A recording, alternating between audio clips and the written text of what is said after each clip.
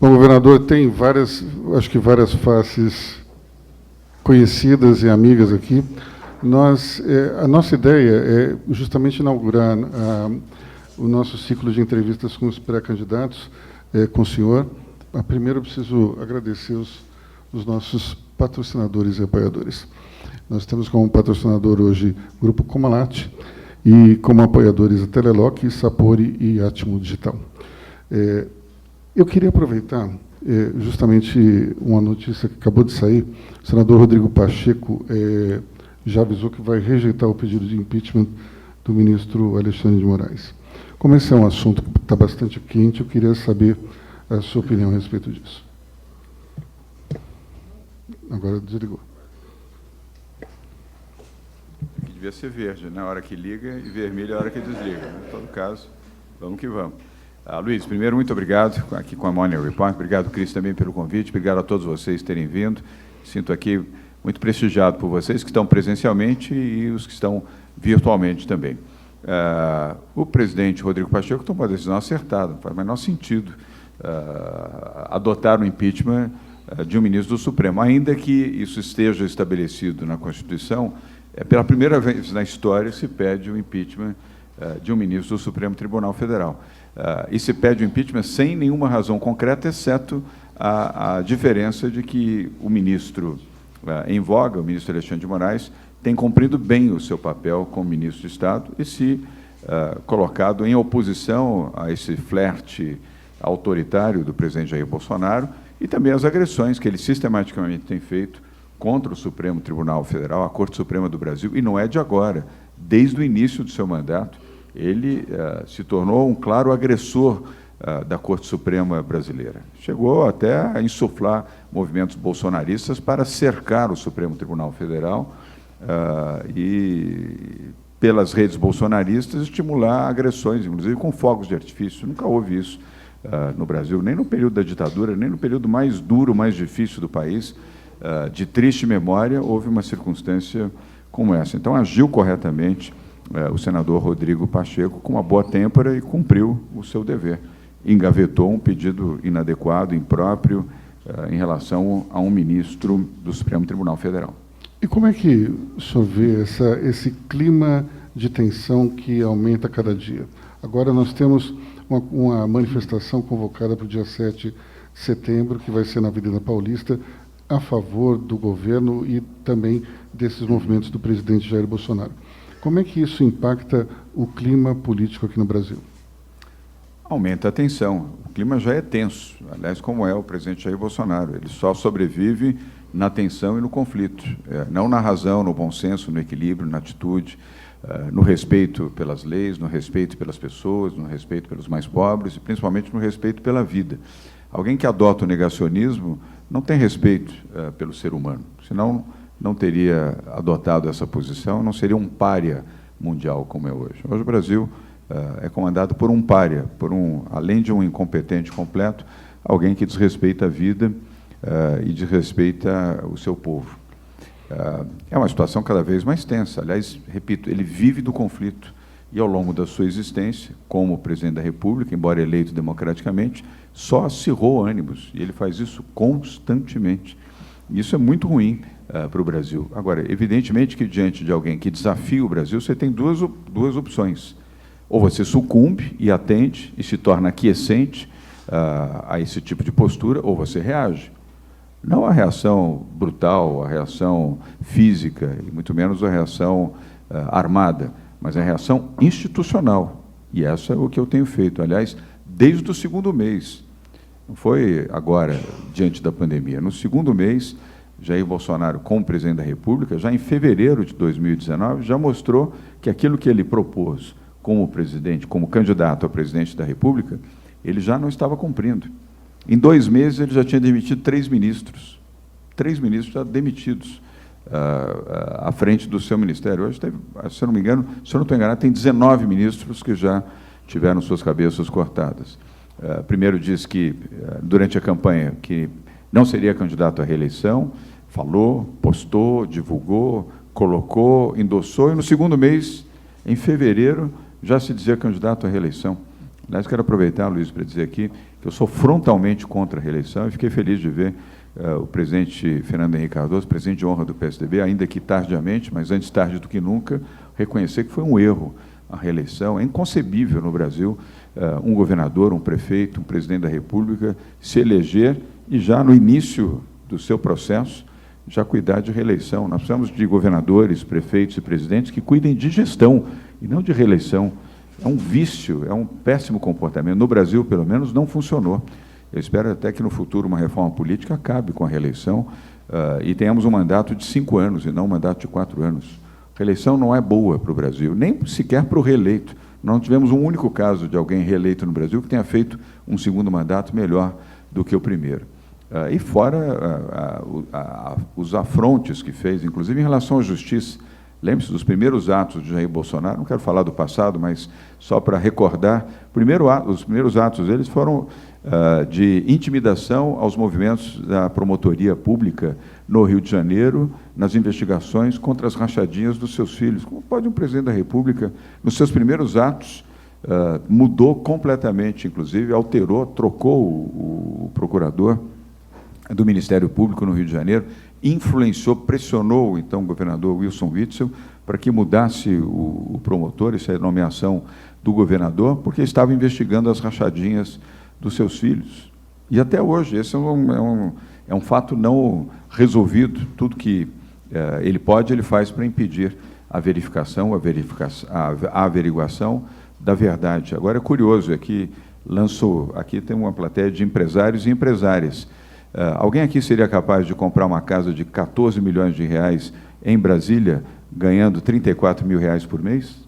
Se alguém aqui for mágico o suficiente, competente no limite para fazer essa mágica de comprar uma casa, uma mansão no lago de 14 milhões de reais, ganhando 34 mil reais por mês, eu vou aplaudir, porque eu não conheço ninguém que tenha feito essa mágica de ter uma renda de menos de 400 mil reais por ano e conseguir pagar tudo, a sua alimentação, a sua família, as suas despesas, e comprar uma mansão de 16 milhões de reais e ainda registrar lá no último cartório do deserto para ver se ninguém percebia, né? Então, governador, o senhor falou sobre a incompetência do presidente. Então, tirando a pandemia, que outro exemplo de incompetência a gente pode apontar?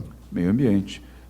O Brasil se tornou um agressor do meio ambiente, um desrespeitador do meio ambiente. O Brasil não ratificou o Acordo de Paris, colocou um ministro claramente a favor do desmatamento, da ocupação ilegal da Amazônia, não combateu a ocupação ilegal da região amazônica, não estabeleceu nenhuma política pública real e que pudesse defender o meio ambiente, não procurou pacificar a relação do meio ambiente com a economia, principalmente no mundo agrário. Ao contrário, estimulou invasões de terra, ocupação de terras, a intimidação de populações indígenas na região amazônica, criticou os fundos internacionais que aplicavam recursos a fundo perdido na defesa ambiental da Amazônia. Tanto é que hoje nós perdemos o acesso a todos esses fundos, eles cessaram seus investimentos, fundos da Noruega, fundos da Dinamarca, da Suécia e da Alemanha, fundos poderosos que investiam na proteção ambiental da floresta amazônica,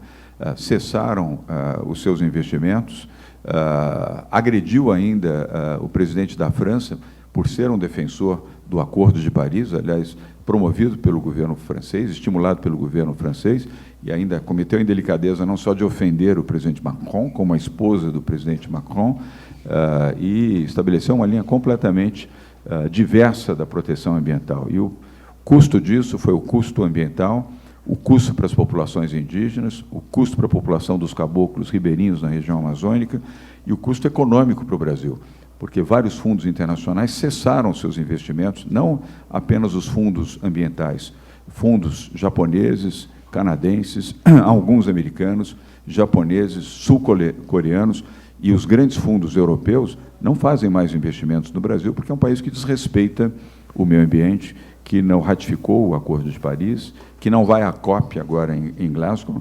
O Brasil não terá nenhum representante, até porque não há o que representar de um país que desrespeita e agride o meio ambiente. Aliás, eu lá estarei, inclusive. Vou interromper o curso aqui das prévias que eu estou participando, vou a Glasgow, eu sou o único ente público, representante público, não gostaria de ser um entre 10, um entre 20, mas seria o único a palestrar na COP agora em Glasgow, que é a cúpula do clima, que acontece agora em novembro, se não me engano, de 12 a 15, se eu não estou enganado, para falar a convite da cúpula do clima de 2 temas aqui de São Paulo. A despoluição do Rio Pinheiros, o maior projeto ambiental do país, 4 bilhões de reais de investimentos, e também da PIPA, a rodovia Piracicaba-Panorama, que é a primeira Carbon Zero Road da América Latina, a primeira rodovia carbono zero, e isso fez parte das exigências do processo licitatório de concessão dessa rodovia, que foi vencido pelo Banco Pátria, acho que muitos aqui são do mercado financeiro, com o investimento do Fundo Soberano de Singapura. E a propósito de meio ambiente, só dar mais uma palavra sobre o Rio Pinheiros, sobre a despoluição do Rio Pinheiros. Eu apanhei como um cachorro caindo do caminhão de mudança quando anunciei, logo no início do nosso governo, aquilo que eu já tinha prometido na campanha, que faríamos a despoluição do Rio Pinheiros. Ganhei editorial de grandes jornais aqui, de pelo menos, grande jornal aqui de São Paulo, dizendo que era um marqueteiro mentiroso, mais um tucano mentindo que faria a despoluição do Rio Pinheiros. Pois bem, hoje 64% da obra de despoluição do Rio Pinheiros está pronta, 64%. E o ano que vem, antes do final do meu mandato, eu vou entregar o Rio Pinheiros limpo e despoluído para São Paulo e para os brasileiros. E guardei o editorial desse jornal, porque eu vou devolver para a direção desse jornal. Eu não guardo mágoa nem nada, mas eu tenho boa memória. Eu vou devolver enquadrado, dizendo: o rio está limpo, o rio está despoluído. Obviamente, não é para você beber água do rio, nem nadar no rio, mas dentro do padrão da Organização Mundial de Águas, nós vamos entregar o rio despoluído e limpo, e mais de 500 mil ligações de esgoto feitas pela Sabesp, assegurando a limpeza dos córregos e dos rios que vertem para o Rio Pinheiros. Será uma vitória do meio ambiente, uma vitória daqueles que, como eu, entendem que é possível preservar o meio ambiente, estimulando a economia, mas dando consequência de qualidade de vida à população que hoje, não só pela poluição, o mau cheiro do rio, que hoje caiu substancialmente, mas pela falta de esgoto e de água tratada na vida de mais de 500 mil famílias na maior cidade do país. Isso é desculpe a expressão, uma excrescência. Isso é inconcebível para São Paulo, pois foi a própria COP que, reconhecendo a evolução deste projeto, nos convidou para apresentar o programa do Rio Pinheiros e mais o carbono zero dessa rodovia de 1.372 quilômetros que liga a região noroeste do estado de São Paulo. Desculpe ter alongado um pouquinho. Eu queria, já que o senhor falou sobre outro tucano prometendo a despoluição... Sem gelo? Consegue? Obrigado. Outro tucano prometendo a despoluição, eu queria fazer uma ligação com o ex-governador Geraldo Alckmin, que tudo indica que vai deixar o PSDB. Como é que o senhor vê a defecção do ex-governador Alckmin, ele que patrocinou a sua primeira campanha política? Primeiro, ele não patrocinou, ele apoiou. Ele apoiou, digamos. E apoiou as prévias do PSDB, o que é um gesto bonito, um gesto democrático que ele teve. Eu respeito o Geraldo Alckmin e entendo ser uma pessoa que merece respeito e merece atenção. Eu tenho dialogado com ele, nós não estamos rompidos, ele tem... Obrigado, Cris. Ele tem uma posição de disputar a eleição aqui no Estado de São Paulo. Eu tenho uma posição diferente, eu sou a favor da renovação na política. E disse isso, francamente, ao governador Alckmin. Foi governador, o senhor já foi governador aqui 16 anos, nós temos que renovar, governador, renovar. Nós não podemos ter as mesmas pessoas sempre. Na vida privada eu aprendi isso, aqui não existe mais CEOs de 16 anos, 20 anos, 24, isso não existe mais, só empresas que estão definhando. Hoje o mundo exige a renovação e a política também. E eu disse, governador, eu fiz isso na prefeitura, contrariando a sua observação. Eu convidei um jovem de 35 anos, de saudosa memória, Bruno Covas, para ser o meu vice. E o senhor me disse que ele era muito jovem, pois eu o convidei, fizemos chapa pura, vencemos as eleições em São Paulo com aquele jovem, que o senhor disse que era jovem demais, obrigado, Cris, para disputar como vice-prefeito, e veio a ser prefeito, e um bom prefeito, tanto que foi reeleito pelo voto direto. Eu sou a favor da renovação. Eu disse, governador Alckmin, Por que não o Senado? O senador José Serra terá dificuldade para se candidatar a uma reeleição ao Senado. Eu já antevia aquilo que, de fato, ocorreu. Por uma situação de saúde, o senador Serra não vai disputar a renovação do seu mandato ao Senado, embora tenha sido um brilhante senador. Eu quero registrar aqui uma brilhante equipe e um brilhante senador da República, mas ele não está em condições físicas de fazer campanha. Vai disputar para deputado federal.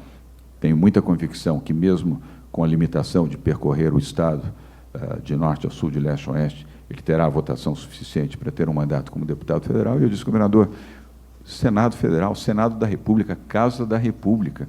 O senhor, depois de ter sido deputado federal, deputado estadual, prefeito da sua cidade, governador do Estado de São Paulo, o senhor será um excepcional senador da República para representar São Paulo no Senado e trabalhar pelo Brasil e, quem sabe, muito provavelmente até pela sua experiência, sua biografia, o seu tempo de vida, seus cabelos brancos, você poderá ser presidente do Congresso Nacional e ajudar o Brasil a resgatar aquilo que, infelizmente, especialmente nesse governo, do qual o senhor disputou e, lamentavelmente, perdeu para Jair Bolsonaro, o senhor poderá oferecer essa contribuição.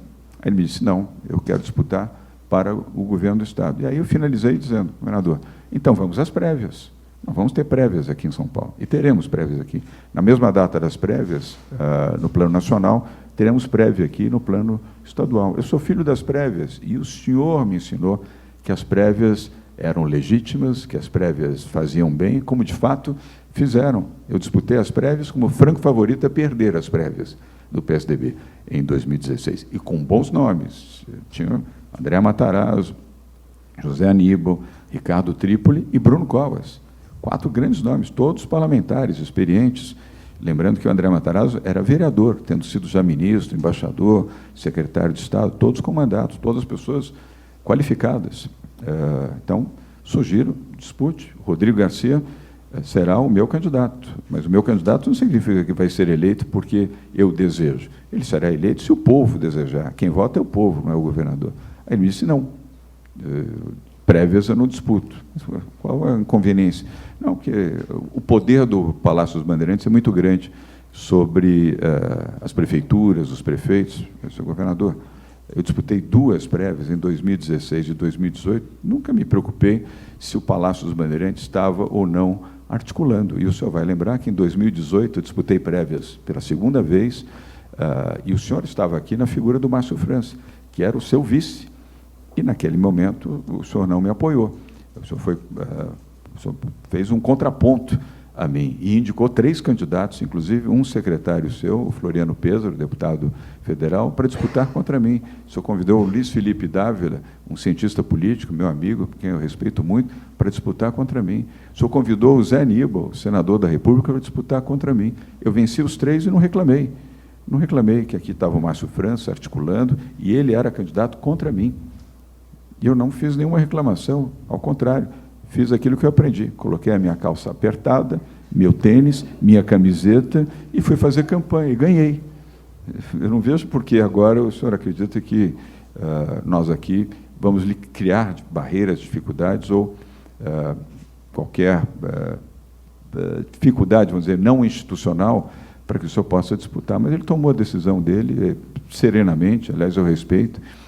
É provável que ele realmente saia do PSDB, eu lamento, eu não gostaria que ele tomasse essa atitude, mas respeito. E se disputar, vamos respeitá-lo também. Eu não vou maltratá-lo, não falarei mal dele, não vou criticá-lo. E tampouco ao Gilberto Kassab, que é meu amigo de muitos anos, é um direito do governador Alckmin. Mas eu quero deixar claro para vocês, os que estão aqui, os que me assistem, eu sou a favor da renovação.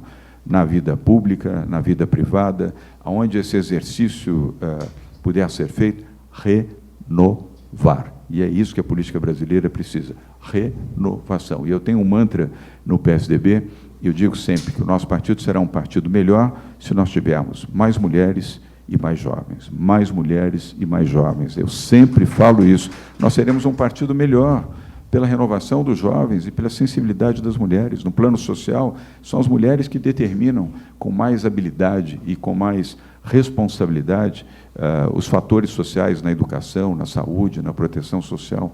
Então, eu vou manter a minha posição, mas serei respeitoso em relação ao Geraldo Alckmin. E como é que o senhor vê essa observação de muitos inimigos políticos de que o senhor teria traído o governador Alckmin. Não.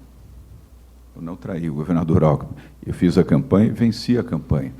Agora, isso faz parte da política. Você, pelo fato de ter uma disposição política, isso não significa que você seja um traidor. Eu estou aqui respeitosamente falando do governador Alckmin, não estou falando como inimigo, nem mesmo tratando como um adversário a ser vencido, a ser abatido. Mas quem tomou a decisão de disputar a Prefeitura de São Paulo fui eu.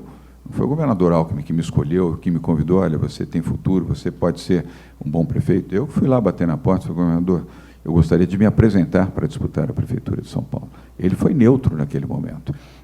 Ele apenas teve essa qualidade. Ele não foi nem um lado, nem outro. Aliás, uma postura típica de Geraldo Alckmin. Mas eu fui disputar, venci as prévias e venci a Prefeitura de São Paulo. E sempre fui muito respeitoso em relação a ele, e continuo a ser. Mas isso não significa que eu não tenha direito de buscar outros caminhos e de alçar outros caminhos. E se não tivesse disputado as eleições em 2018, hoje você estaria convidando aqui Márcio França para estar aqui sentado. Uma pessoa essa eu prefiro até nem falar, porque eu não tenho a mesma visão que tenho de Geraldo Alckmin a respeito dele, porque eu sei o que ele fez. Geraldo Alckmin não fez o que Márcio França fez, e impedir que um socialista assumisse o governo do Estado de São Paulo, um Estado onde, durante os últimos 33 anos, e se está no bom estado em que se encontra, foi porque governadores do PSDB contribuíram para que São Paulo tivesse nessa posição. Geraldo Alckmin, Franco Montoro, José Serra e Mário Covas. O que o ex-governador Márcio França fez? Eu prefiro não tratar desse assunto. Eu não gosto de ficar falando do passado, eu gosto de falar do presente e do futuro. Então, o jornalista adora, não é o seu caso, mas o jornalista adora ficar falando do passado. Em 2002, em 1977, você fez aquilo, fez aquilo. Eu trato das coisas para frente. Eu não perco meu tempo julgando o passado. Fiz isso na Prefeitura de São Paulo, fiz uma transição republicana com Fernando Haddad. Eu não fiquei lá investigando Fernando Haddad, os petistas, o que fizeram, deixaram de fazer. Quem faz isso é Ministério Público, é Tribunal de Justiça, é promotor. Eu não sou promotor, nem sou juiz. Então, eu cuido do quê? Fazer gestão hoje e, principalmente, gestão para o amanhã. Deixa o Márcio Cuba com a sua história, eu fico com a nossa aqui, cuidar de São Paulo. Sem querer falar do passado, mas apenas citando uma situação dentro da pandemia, que naquele momento, naquele início, não existiam informações, a gente não tinha vacina ainda, e muitos empresários do comércio reclamaram que o isolamento foi muito longo. A gente tem até dois aqui, tem o Orlando Leone e o Marcelo Fernandes, que sofreram com os estabelecimentos fechados. Então, o que a gente pode esperar daqui para frente, já que se fala de quarta onda? Nós teríamos novamente um isolamento? Deus me livre, onde você viu quarta onda, Luiz? Não, você fala Pelo amor de Deus, nem fale isso, está doido. Vamos pensar positivo, já vencemos a terceira onda, agora você falar de quarta onda. Seja otimista, vamos olhar um pouco a alegria. Então, na sua visão, estado visão, que foi o primeiro a decretar quarentena e o primeiro a sair da quarentena, que foi São Paulo. São Paulo e Rio de Janeiro foram os dois primeiros estados que decretaram quarentena. Foi o primeiro estado que tornou obrigatório e lei o uso de máscara. Aliás, lei ainda hoje. Quero esclarecer que eu estou sem máscara, porque eu estou com distanciamento social adequado para com você e para com os outros convidados que estão aqui. Mas é lei a obrigatoriedade do uso de máscara. Agora, superamos a quarentena e nós temos que trabalhar e retomar a vida na plenitude, no comércio, no setor de serviços, assim como na indústria, que não parou, assim como a construção civil não parou em São Paulo, mas os setores da economia criativa, turismo, setores de serviços, foram bastante prejudicados, mas não por decisões governamentais, pela pandemia. O inimigo da economia foi a pandemia, não foram as decisões de governadores ou de prefeitos. E eu tenho a convicção de que nós aqui acertamos ao seguir a saúde, ao seguir a vida e a ciência, e não as pressões econômicas, e não as pressões extemporâneas, ainda que justificadas, ainda que bem amparadas do ponto de vista de argumentação, mas eu fiz a opção pela ciência, pela vida, e não fiz a opção pela ignorância. E sabe por quê? Porque a ignorância mata, Aloysio, e a ciência salva. Governador, falando sobre o futuro, especificamente sobre a sua candidatura a presidente, quais são os seus planos para a economia, por exemplo? O que o senhor vai fazer de diferente do que esse governo faz e se a gente deve esperar, no caso da agenda liberal, mais privatizações sob seu comando? Boa pergunta. Se você puder depois, na sequência, fazer uma pergunta sobre social, porque é importante a combinação da economia com a visão social. É impossível você imaginar um desenvolvimento econômico sem desenvolvimento social. É impossível. Nós não faremos o Brasil crescer apenas com o olhar na economia. Mas eu sou um liberal, aliás, quero reafirmar, acho que todos já sabem disso, mas é sempre bom reafirmar, eu sou um liberal, e um liberal que promete e cumpre. Veja o Estado de São Paulo, e o melhor exemplo é aqui. Nós prometemos um governo liberal desestatizante, e estamos desestatizando a economia de São Paulo. O nosso governo foi 9 vezes a Bolsa de Valores, a B3. Tem vários dirigentes aqui de empresas cotadas na Bolsa. Nós fomos 9 vezes a B3 para fazer leilões de rodovias, de ferrovias, de metrô e de parques públicos. 9 vezes a Bolsa. O governo federal não foi nem 3 vezes, na verdade foi 3 vezes, nós somos 3 vezes mais do que o governo federal, que se anunciou um governo desestatizante. Fizemos a reforma administrativa no estado de São Paulo, o único estado do país que fez reforma administrativa. E você se lembra o custo que foi, inclusive de popularidade para nós, fazer uma reforma administrativa em ano eleitoral. E, Aloysio, vários políticos, inclusive políticos que eu respeito, me diziam, Ivo von Rath, não faça reformas ou nenhuma ação importante em ano eleitoral. Só faça isso em ano ímpar. Em ano par, não se faz reformas. Ouvi isso de vários políticos experientes. E eu contrariei os políticos experientes. Nós vamos fazer agora, porque nós vamos precisar de recursos o ano que vem para poder manter o Estado fiscalmente em condição adequada e temos recursos para fazer políticas públicas em São Paulo. E fiz, em 2000, fiz esta reforma num ano par, 2018, eleições municipais. E vencemos. Foi duro, foi um embate difícil, mas respeitando o poder legislativo, respeitando os debates, viabilizamos a reforma administrativa. Fechamos estatais, enxugamos a máquina pública. E sabe quanto nós temos em caixa hoje para investir? 21 bilhões de reais. São Paulo tem mais recursos em caixa do que o governo federal para fazer investimentos. E por isso que estamos fazendo investimentos em todas as áreas, em estradas vicinais, por exemplo, rodovias. E pouca gente realiza a importância de uma estrada vicinal, mas no interior do estado de São Paulo são as estradas vicinais que escoam a produção agrícola, que permitem a produção agrícola de pequeno, médio e grande porte escoar mais rapidamente, seja para o Porto de Santos, seja para a CEAGESP. O governador que mais fez estradas vicinais, e fez bem feito, foi José Serra. Serra fez 1.500 quilômetros de rodovias vicinais. Ficou conhecido também, inclusive, como o governador das vicinais. E o Serra foi um bom governador. Eu já o elogiei como senador, e ele foi também brilhante como governador de São Paulo. Sabe quantos quilômetros nós estamos fazendo de estradas vicinais agora? Quantos? 3.050 quilômetros, mais do que o dobro do que fez o governador que mais estradas vicinais fez em São Paulo. Mais 2.000 quilômetros de recuperação das SPs, que são as rodovias estaduais. Estamos fazendo a maior PPP da maior linha de metrô da América Latina, que é a linha norte do metrô, junto com a Acciona, o grupo espanhol, uma obra que estava paralisada, 7 anos paralisada, a maior linha de metrô de São Paulo. Não vou falar sobre o passado, nem porquê, nem quem, simplesmente, ao invés de discutir o passado, discutimos com quem estava neste consórcio, infelizmente empresas que foram levadas pelo Lava Jato, e encontramos uma solução para retomar a parceria público-privada, e a Acciona, um grande grupo espanhol, assumiu uma obra, 16 bilhões de reais, 8 milhões do Estado de São Paulo, parceria público-privada, para quem não conhece, é meio a meio, o Estado participa e o setor privado também, e hoje a obra emprega 2.100 funcionários. Eu estive lá na semana passada, muitos de vocês estão na minha rede de postagem, e postei a chegada do Tatuzão para iniciar os túneis nessa obra, que estará pronta no início de 2024. É a maior obra de infraestrutura em curso no país nesse momento. No pico da obra, ela terá mais de 7.500 funcionários trabalhando. Hoje já tem 2.100.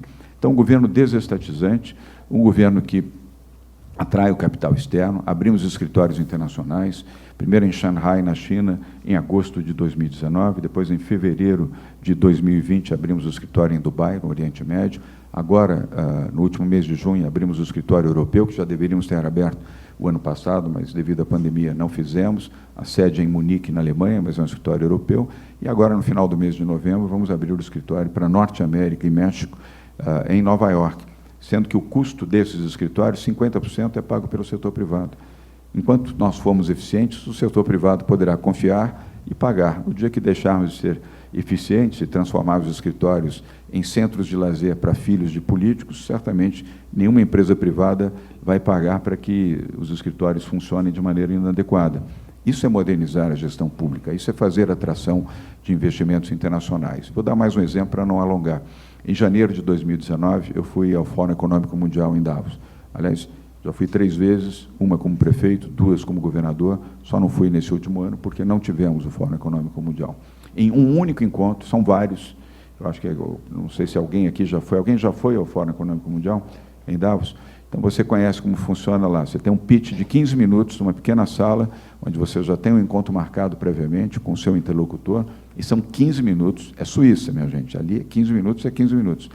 Então, você tem que ter 15 minutos para vender o que você deseja vender, ou quem quiser vender a você, tem 15 minutos para fazer isso. Nós marcamos um encontro com o grupo Bracel, denominado aqui no Brasil, que é um grupo da Indonésia, com sede em Singapura. Em 15 minutos, nós colocamos ali o nosso desejo de fazer com que a nova fábrica de celulose líquida de papel fosse implantada aqui em São Paulo. Eu já sabia que havia o interesse desse investimento. A Bracel, este grupo da Indonésia, já havia comprado a fábrica de papel e celulose na Bahia, pedi o encontro. Este acionista, ele é filho do presidente da companhia, mas também acionista, o Anderson Tanoto, aceitou, fizemos a conversa, 15 minutos depois, shaking hands, ele veio a São Paulo em fevereiro, antes do Carnaval, em maio de 2019, anunciou que em Lençóis Paulista ele faria a fábrica de celulose líquida.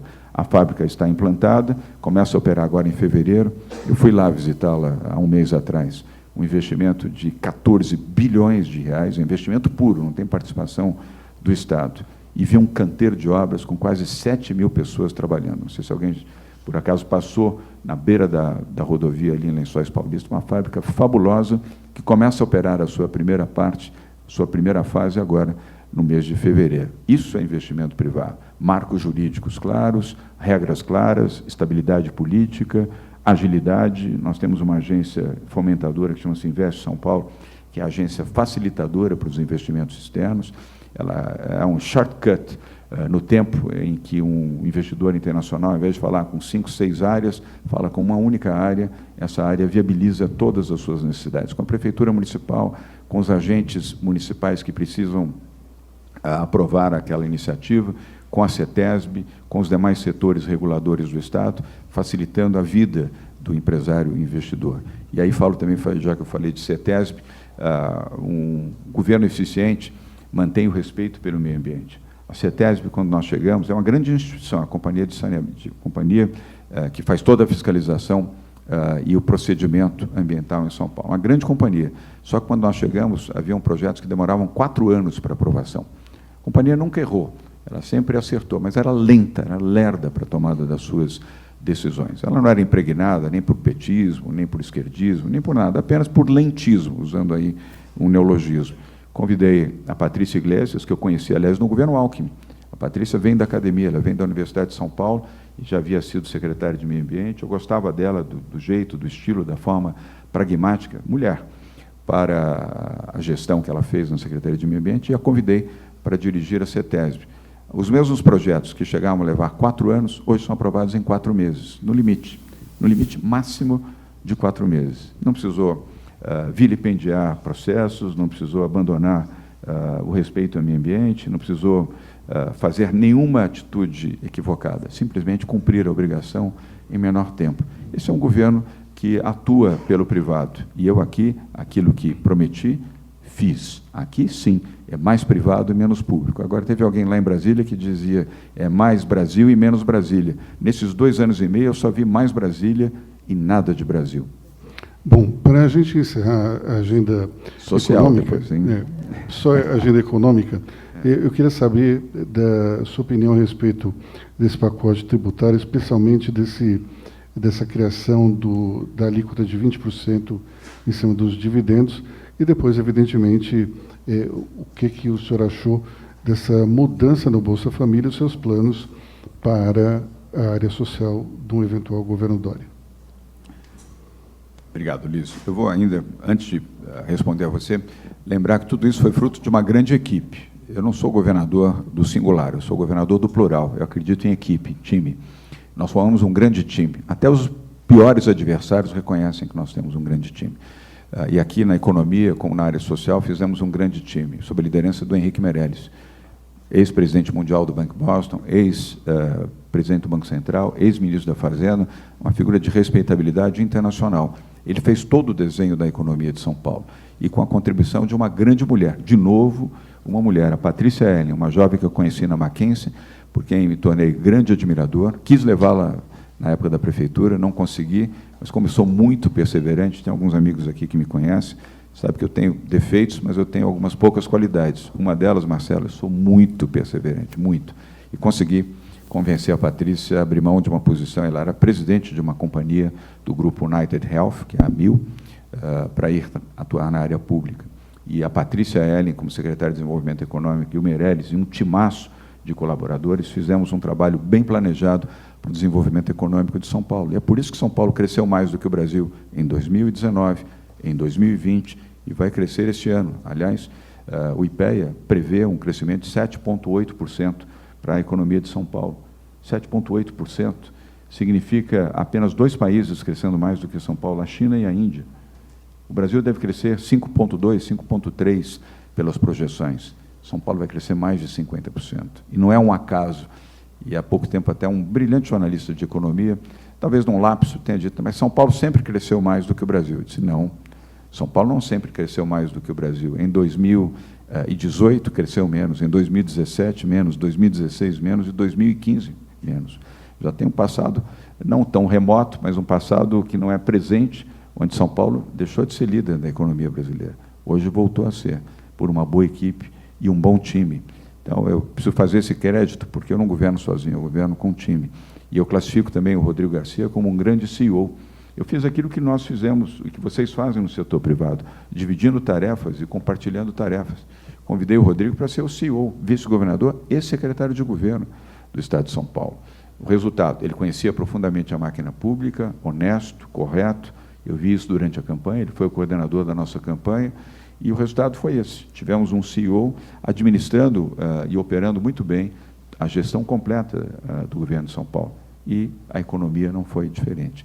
Em relação às reformas, Aloysio, eu não acredito em reformas com um governo que não tem força, não tem prestígio, não tem postura e que tem uma relação serviçal hoje em relação ao Centrão. Também não tenho nada contra o Centrão. O Centrão fez parte do governo Temer, fez parte do governo Fernando Henrique. Foram bons governos, estou citando aqui 2 bons governos. O presidente Temer foi um bom presidente, embora num período curto, foi um bom presidente, sim, para o Brasil. E o presidente Fernando Henrique, ao lado de Juscelino Kubitschek, essa é uma opinião pessoal, foi o melhor presidente que o Brasil já teve, Juscelino e Fernando Henrique. Na época de Juscelino não tinha Centrão, mas tinha algo parecido.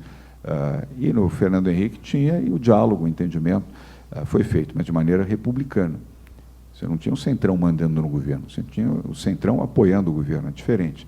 Eu não acredito em reformas profundas, legitimadas, naquilo que possa representar o interesse do país, sem você, evidentemente, agredir o setor privado e o capital privado. Porque quem gera empregos no Brasil é o setor privado, é a atividade privada. Se você cria circunstâncias que inibam o investimento externo, o setor privado não vai mais investir.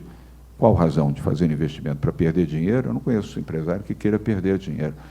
É legítimo que ele tenha direito aos seus dividendos. É legítimo também que ele possa sonhar em expandir o seu negócio, aumentar a sua empregabilidade e criar condições adequadas para disputar mercado que hoje é praticamente globalizado em todas as áreas. Com um governo que não tem credibilidade, as reformas não serão realizadas. E, se vierem a ser, serão más reformas. Eu não acredito que esse governo tenha capacidade de realizar nenhuma reforma que possa ser entendida minimamente como adequada ao momento de hoje e ao momento futuro.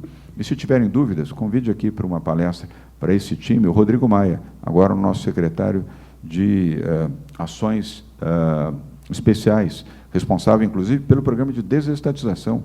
Alguém vai dizer, mas o Rodrigo Maia, que agora se licenciou da sua posição como deputado federal, sim, o Rodrigo Maia, porque eu aprendi durante os 2 anos em que o Rodrigo foi presidente da Câmara, o que ele fez pela economia do país, sem contar o que fez pela democracia do país. Já conheci o Rodrigo, mas me tornei admirador vendo o Rodrigo na gestão da Câmara Federal, no diálogo com vocês, com a Faria Lima, como dizem, com empresários, com o setor produtivo. E convidei o Rodrigo para ser secretário de Ações Estratégicas, eu falei especiais, mas são ações estratégicas, para acelerar ainda mais os programas de desestatização de São Paulo, nas PPPs, nas concessões e nas privatizações. Time, gente competente. E aí, entrando no social, Aloysio, por isso que eu trouxe o nosso Rocieli Soares. Eu não conhecia o Rocieles, apenas o Rocieli. Apenas lia e assistia entrevistas e me parecia uma pessoa brilhante. Mas quem me recomendou o Rocieli Soares foi a Viviane Sena. E a Viviane Sena eu confio. Durante anos no LIDE, a Viviane Sena comandou essa área de educação, ao lado de outras pessoas brilhantes, como o Mozart, figuras que eu respeito. E ela me disse, este homem é bom. Eu falei, então vamos convidá-lo. Convidamos para que tivesse um encontro ainda na fase de transição. Gostei muito dele, na hora o convidei. Ele me pediu 2 dias para pensar. Ele não morava em São Paulo, agora mora. Ele morava em Brasília. E ele foi secretário de Educação do Amazonas. Nem perguntei qual era o partido, se ele gostava de mim, se tinha simpatia, se era tucano ou não era tucano. Aliás, eu não fiz essa pergunta para nenhum secretário, nenhuma secretária, até hoje. Isso para mim pouco importa. Campanha é campanha, terminou a campanha, o que importa é eficiência, transparência e comprometimento com a área a qual ele será responsável. O Rocieli Soares fez uma transformação na educação em São Paulo. São Paulo hoje é líder do IDEB, depois de ter perdido, eu não vou dizer em que governo, mas perdeu a posição. Hoje São Paulo é líder do IDEB. Em 2 anos de gestão de educação, São Paulo assumiu a liderança. Quando nós chegamos, Luiz, São Paulo tinha 363 escolas de tempo integral. E foi a Viviane Sena que me ensinou que escolas de tempo integral mudam a vida dos jovens, transformam a vida de jovens para que tenham uma oportunidade real de empregabilidade e, quem sabe, até como empreendedores. 8 horas de aula dia. Pois bem, sei que é difícil e sei que é custoso, mas das 363 escolas de tempo integral, sabe quantas nós temos hoje em São Paulo? Quantas? 1.858. 1.858. Nós temos 6 vezes mais escolas de tempo integral em São Paulo que tínhamos há 2 anos e meio atrás. E até o final do ano serão 2.000 para o próximo ano letivo de 2022. E ao término de 2023 serão 3.000 escolas de tempo integral. E é isso que eu quero para o Brasil, escolas de tempo integral, transformadoras, principalmente para crianças que vêm de famílias vulneráveis, de famílias pobres. E vocês sabem o que temos nas escolas de tempo integral? Tablets, computadores, Wi-Fi, não temos mais giz, não temos mais quadro negro, nem apagadores, e professores reciclados e preparados para a ciência da tecnologia, professores digitais, ensinando o mundo digital. Nós não temos mais o mundo analógico nessas escolas. 8 horas de aula dia, 5 refeições balanceadas, aulas de música, de canto, de dança, de artes. A criança escolhe a sua vocação no campo da cultura. Aulas de inglês, lançamos um programa Inglês para Todos, inclusive com apoio financiado pela FEBRABAN, Federação Brasileira de Bancos. Eu vejo que tem gente do mercado financeiro aqui. A FEBRABAN nos ajudou a financiar um reposicionamento do curso de inglês. Eu disse, e estamos cumprindo, meu sonho é verem crianças, jovens no ensino fundamental, saírem de escolas públicas falando inglês, pelo menos o básico do inglês. Transformador, minha gente, alguém que vem de uma comunidade, de um mundo pobre, difícil, saindo falando inglês, isso muda a vida completamente de uma criança. E 8 horas aula dia, além do ensino, além das boas práticas, da educação física, da educação cultural, é o acolhimento. Famílias pobres não têm onde colocar os seus filhos enquanto os pais estão trabalhando. Os pais precisam ter tranquilidade para trabalhar durante o dia, enquanto os filhos estão estudando, estão aprendendo e estão sonhando em terem um futuro melhor. sonhando como seus pais sonham, em que os seus filhos tenham uma oportunidade melhor do que eles, que não puderam estudar ou que não tiveram um estudo de qualidade. Política social para lançar aqui o Bolsa do Povo. Não quero criticar auxílio emergencial nem nada, mas a Bolsa do Povo aqui em São Paulo paga de R$ 100 a R$ 535 para famílias vulneráveis. E aqui só famílias vulneráveis recebem recurso público. Não tem hipótese de pagar recurso para alguém que malandramente vai receber auxílio emergencial, tendo salário de classe média e casa com piscina. Aqui são famílias vulneráveis. São 2 milhões de pessoas de famílias vulneráveis em São Paulo que são atendidas. Lançamos o programa do Alimento Solidário com o setor privado. Alguns aqui participam das reuniões, inclusive virtuais, que nós fazemos já há 1 ano e 5 meses. 1,997 bilhões de recursos doados pelo setor privado. Temos uma fábrica de vacina sendo feita com recurso privado, 200 milhões de reais, a nova fábrica da vacina Coronavac, no Butantan. E foram essas pessoas que doaram recursos para comprarmos 2 milhões e 300 mil cestas do Alimento Solidário. E agora mais 2 milhões numa nova etapa. E sabe por que pedimos para o setor privado? Não é porque falta recurso para o governo do Estado. Nós temos recursos. Lembrem-se, fizemos a reforma administrativa. É que pela Lei 866 nós somos obrigados a comprar pelo menor preço. E eu não quero comprar alimento para os mais pobres pelo menor preço. Eu quero comprar o melhor alimento para que as pessoas pobres possam ter um alimento de qualidade para alimentar os seus filhos, uma família de até 5 pessoas, com uma cesta de alimento com qualidade, inclusive com proteína animal. E foi o setor privado que nos ajudou a viabilizar. E depois descobrimos, e aí eu me dirijo às mulheres, porque as mulheres, ao receberem as cestas do Alimento Solidário, agradeciam, como são sempre muito sensíveis ao agradecer. Nós só entregamos cesta do Alimento Solidário para as mães. E elas começaram a nos comunicar: eu não tenho dinheiro para comprar o gás, para preparar o alimento. O gás que custava 60, 70, 80, 90, 100, chega a custar R$ 130 um botijão de 13 quilos de gás. Como pode uma família de desempregados, que não tem renda nenhuma, comprar um botijão de gás pagando 120, 130 reais? Aí lançamos o Vale Gás, oferecendo o suficiente para a compra de um botijão de gás a cada 2 meses para 2 milhões de famílias vulneráveis. E agora o governo federal diz que vai lançar. Ótimo, eu vou aplaudir, se de fato lançar. Por enquanto está na promessa. E aqui nós estamos fazendo. E estamos entregando o gás para que essas famílias possam preparar o alimento para os seus filhos. E não foi só. Também as mulheres nos ensinaram, ao dialogar conosco, que as suas filhas, nós iniciamos o período letivo, a volta às aulas, foi o primeiro estado que voltou às aulas, foi aqui, Rocieli Soares. E percebemos, e as mães que nos informaram, que muitas das suas filhas não iam e faltavam às aulas nos períodos menstruais. E por quê? Porque não tinham dinheiro para comprar absorvente feminino. Nós, homens, talvez sejamos insensíveis a isso, mas eu aprendi com essas mulheres vulneráveis que é nossa obrigação oferecer o absorvente feminino para uma mulher que não tem dinheiro para comprar o absorvente, porque sem absorvente ela não sai de casa. Eu não vou dizer a vocês o que uma mulher carente, de uma comunidade carente, usa nos seus períodos menstruais. Vocês vão ficar envergonhados. Em São Paulo, não estou falando no Nordeste, no Norte do país, ou nas áreas mais extremas aqui. Agora elas recebem absorvente. 60 milhões de reais comprando absorventes dos grandes fabricantes para levar a essas meninas adolescentes para que não faltem às aulas nos seus períodos de ciclo menstrual. E levamos isso agora também para as famílias, mulheres e avós até 46 anos, que também recebem os absorventes em casa, para que possam ter a dignidade para trabalhar ou para procurar o seu emprego. Isso é visão social, isso é visão daquilo que a educação pode transformar o país, e a visão protetiva também dos mais pobres, Luiz. E é isso que eu quero para o Brasil. E se eu puder, é isso que eu vou fazer.